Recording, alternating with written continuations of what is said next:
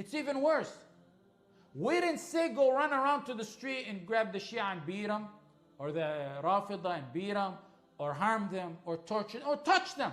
But at the same time, we definitely say there's no unity in belief with them. No, there isn't. Look at the scenario and focus with me. Those guys who call for unity, those big heads that call for unity, those who sign for pact. What if we're going to take it as a scenario. What if you were in, no one do this, but I'm just giving you a scenario so you can understand. You call one of them up, you say, your mom, your sister, she was messing around with a couple guys. Your mom, after your dad died, she was messing around with another man, and she betrayed your dad. Your dad, he was a homosexual. Sheikh, that's your mom and your dad, but me and you, I think we can get along. Sheikh, that's your mom and your dad, but can you come over and give us a lecture in our community? Sheikh, that's what I think about your mom and your dad, but I want to unite with you.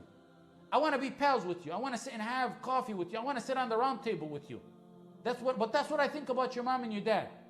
And I want my kids and your kids to grow up together. But that's what your mom and your dad are about. That's what they are. What do you think the answer of him will be? These are people, those pro-unity people, once they smell someone talking about them, they warn about them and they tell their congregation and their students, and the smell of it. Imagine if that's said to them. That's what the Rafidah, what I just said, that's what the Rafidah say about my mom and your mom, Aisha.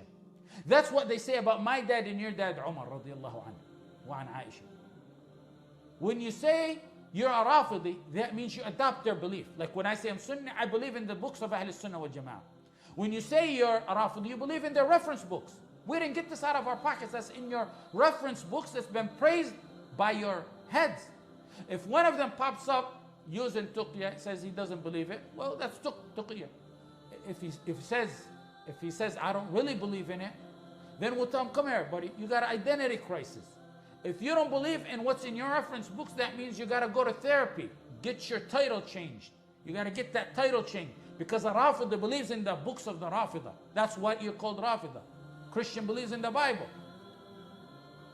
These are people, for decades, they've been calling us people of fitan because we've been telling them what the Rafidah are. How dare you guys call me and my father before me, may Allah protect him and grant him a long life full of deeds. You guys cause fitna. What you see in Syria, what you see in Iraq, what you see in Iran. There are people who've been for decades dealing by emotions while we deal by aqidah.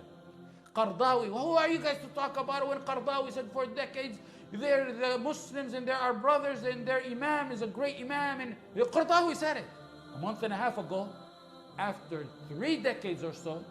And what happened in Syria a month and a half ago, al-Qardawi stood up and said what I said about the Rafidah, the other shuyukh, meaning the other people like us.